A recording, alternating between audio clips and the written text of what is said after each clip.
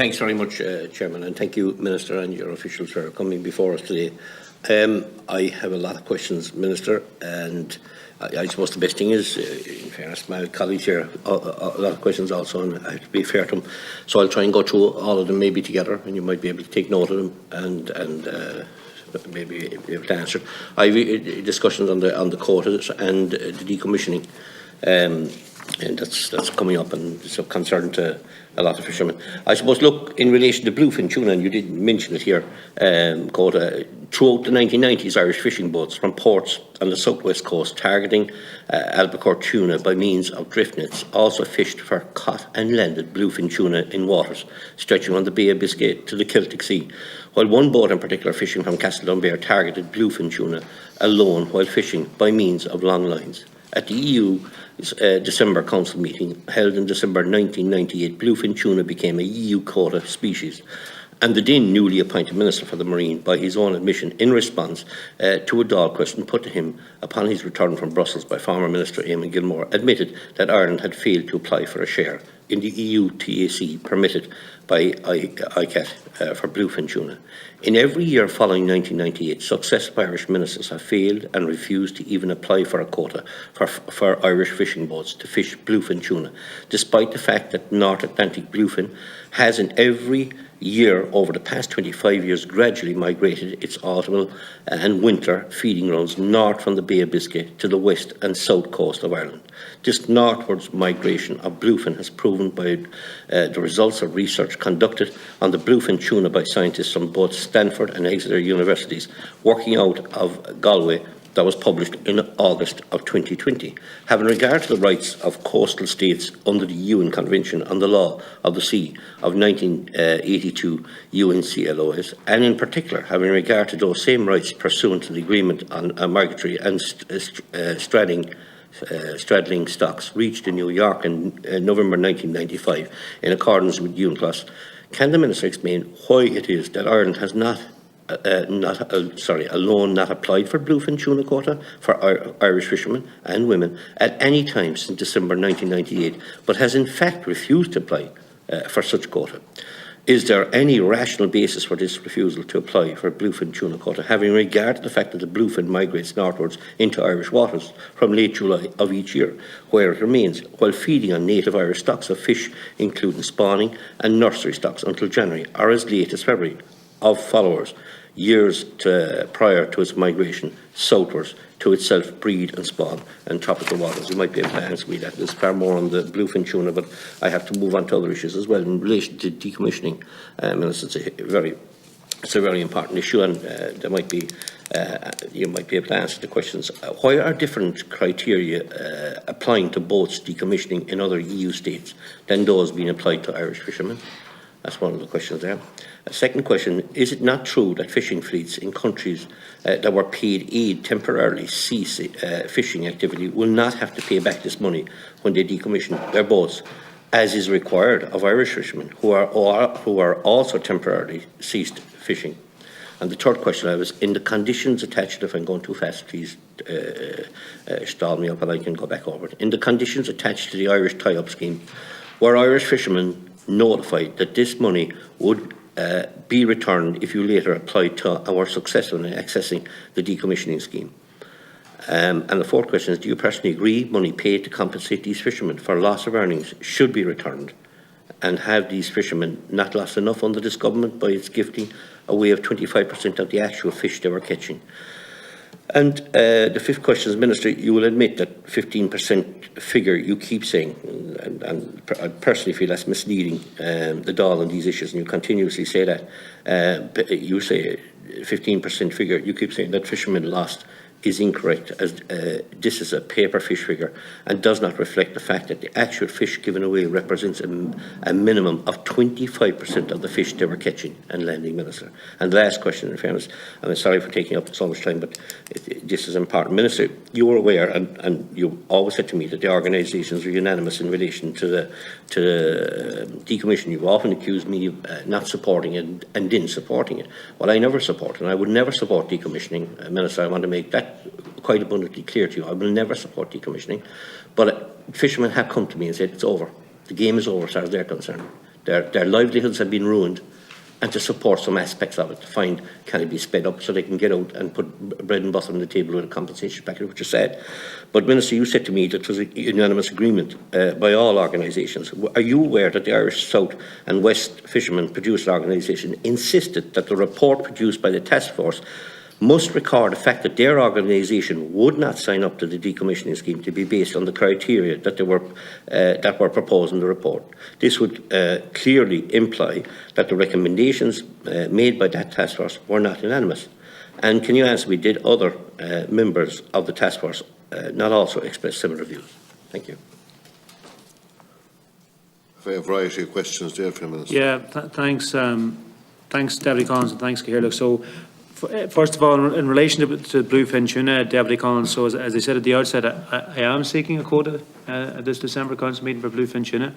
And I'm putting the argument very much in relation to the experience with what has evolved with the UK as a very strong rationale for why Ireland should be able to be recognised in that regard. The historic situation would be that there wasn't a track record back of Ireland catching bluefin tuna back when the the quotas were set back in the 90s, and not having the track record meant that there wasn't a quota allocated to Ireland at that time. But listen, certainly the situation has evolved since then in relation to the pattern of fish presence in Irish water, and that's something I believe needs to be recognised and taken into account at European level, and I certainly will be pushing hard for this. You know the same way as I do, given your experience in relation to fisheries, how challenging it is to change anything in relation to quota or tax. It's exceptionally difficult. Bluefin tuna obviously is a valuable fish, which is why we would certainly like some share of it and interest in it. But likewise, every member state who has a quota in relation to it will fight tooth and nail to hold what they have. So, but I certainly will be making the case very strongly in relation to in relation to that. And then we have an opportunity now to ask as well, because there's a new multi-annual management plan for bluefin tuna, which was adopted at ICAT this year, and that sets out a new allocation key sharing arrangement for bluefin tuna as well. So listen, that's the position in the backdrop there. I'll ask Dominic Rehan to come in on some of the questions around the decommissioning scheme. It's being administered by Bord Iascaigh Mhara in terms of the applications. We are operating the scheme out of the Brexit Adjustment Reserve. Other member states have also proposed a decommissioning scheme as well. My understanding that ours, the scheme we've come forward with, is very attractive compared to what's on offer from other member states in relation to the terms and conditions being made available. And in that regard, but obviously, listen, no more than yourself, Deputy Collins, I would rather see a situation where we don't have a decommissioning scheme. I'd rather a situation where there was more than enough fish to ensure that we have more fish for the boats that we have. I would much rather and fought to have a situation where we wouldn't have lost any fish in Brexit, and we fought very hard to try and have to protect our position in that. The unfortunate outcome was that Europe did lose quota, and of all the EU member states, we lost more than others. And the Marine Institute figures and calculations around what the impact of that is, which is what I use, is 15%.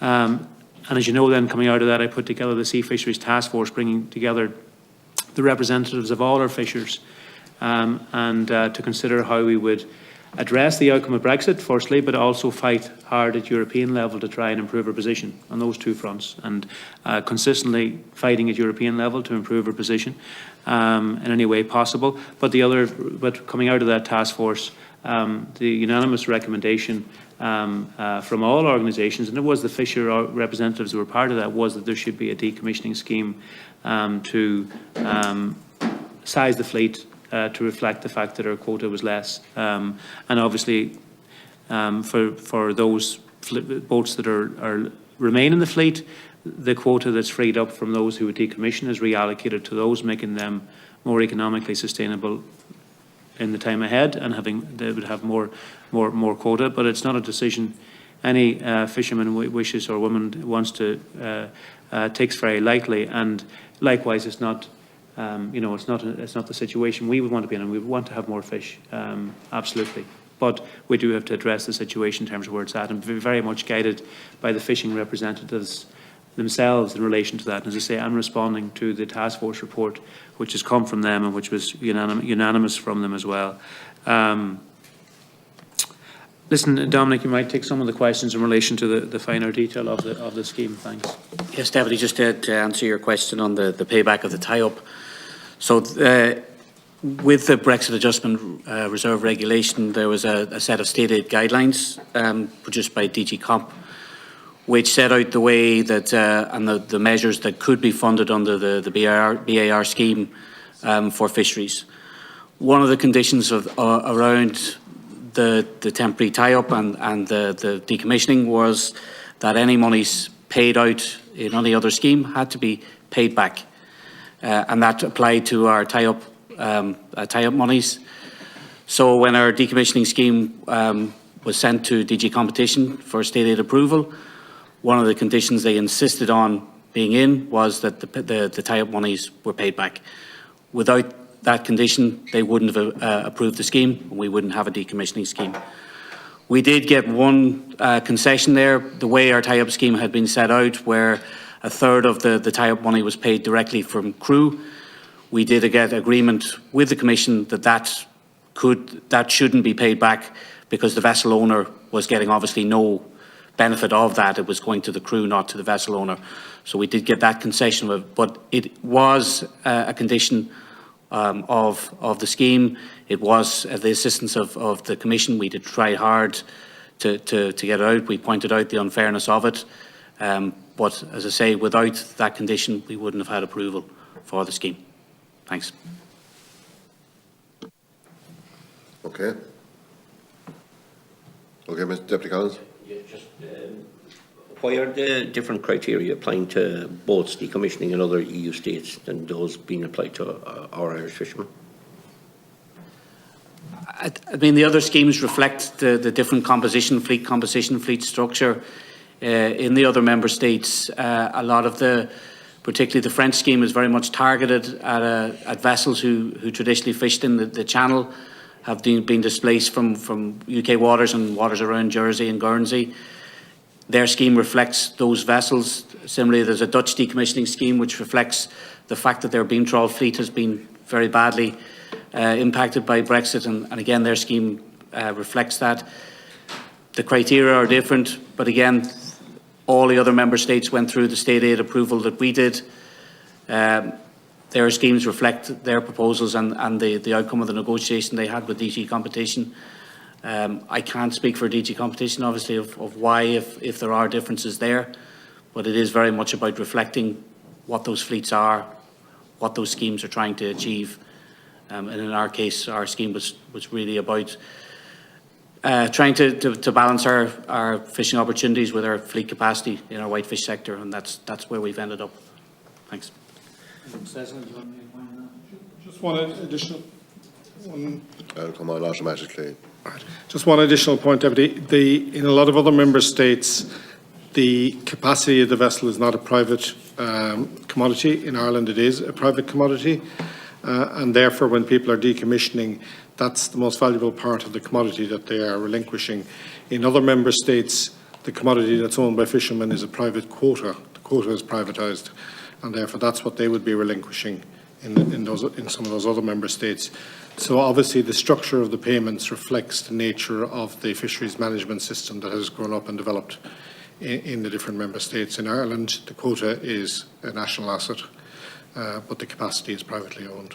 So the decommissioning scheme must reflect that.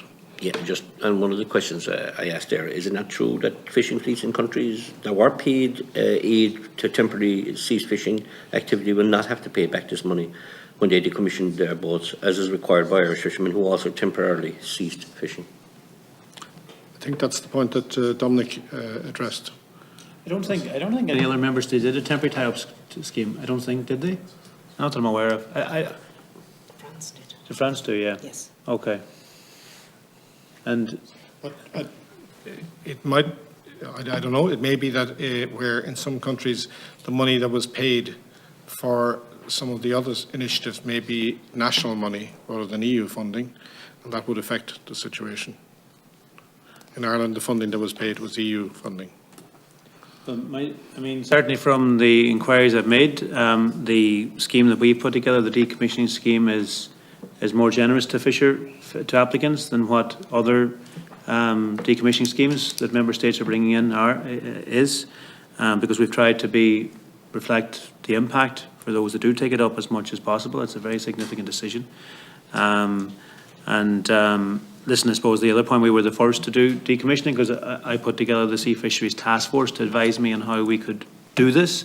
They say, it's not as that nobody ever wants to be decommissioning. We'd all want to have more fish, but we all have to live and deal with the reality that is dealt and that that's in front of us. And the fisheries representatives, the fishermen and fisherwomen representatives and stakeholders asked me to put in place that scheme to deal with that challenge. Now, subsequently, we have seen other member states come forward with decommissioning schemes as well, post-Brexit. And certainly, a lot of people would have been saying to me at the start, oh, listen, we're the only one doing decommissioning. We're obviously the only ones that are being hit by Brexit. And I've always said that, listen, across the EU, all fleets, pretty much all fleets have been hit by Brexit. We've taken a disproportionate burden, something I want to see addressed. But I think the fact other member states have moved to introduce decommissioning schemes now as well is a reflection of the fact that Brexit has impacted on them too. Albeit I've always been clear, they've been impacted less than what we have. And as something I would like to, I continue to seek to have addressed and continue to seek in relation to the Common Fisheries Policy Review as well, that is very much part of the considerations for that. Yeah, just fair enough. Just one thing, that is, in my view, it's money coming from the EU for decommissioning of boats, and surely if it's what's applied in France or Spain, it has to be applied the same in Ireland. But obviously, it isn't. So there's more flexibility in other EU states than in here, and that's why if they have a temporary cease fishing activity, they will not have to pay back this money, but the Irish seems to, from what I can see, have to. So that there's something funny going on there. What I'd say as well, Deputy Collins, so that was clear from the outset. So in advance of the tie-up schemes being announced, it would have been clear that anybody taking the tie-up scheme wouldn't have been able, or it would have had to been deducted from the decommissioning scheme. So it's not something that would have came late in the day. So anybody that was considering potentially doing the decommissioning would have been aware of that in terms of deciding to tie up or not. And where they didn't tie up and avail of the tie-up scheme, but vessels that obviously weren't planning to decommission would have, then those vessels that didn't tie up would have been able to avail of the additional quota that would have been available to them from the vessels that were tied up. So there'd been some benefit for those. Let's say if you were planning on decommissioning or you were seriously considering it, you probably would have avoided taking the tie-up scheme and you would have kept fishing. You would have availed of the extra quota was available in those months for fishing by virtue of the fact that 1 in 3 boats were tied up and they weren't using their quota on the basis that you were planning for the decommissioning scheme. But as Dominic said, this was an insistence in terms of the European Commission, so it wasn't something that was optional, but it was clear from the outset and clear in advance of the tie-up scheme. So I don't think there would be many who are planning to decommission who would have availed of the tie-up scheme because they would have been aware of the situation in advance of the tie-up scheme and would have been more likely to stay fishing than to tie up. Okay. Dominic, do you want to come in separately? Thanks. Yeah, I mean, just to say that it is a condition, there's a German decommissioning scheme, and I know it is a condition of that. You could well be right about the French scheme. It may be different there, but it's certainly in the German scheme, it is an absolute condition that money has to be paid back. As I say, I do think, my information is that our decommissioning scheme is a lot stronger and a lot more generous than what the French one is.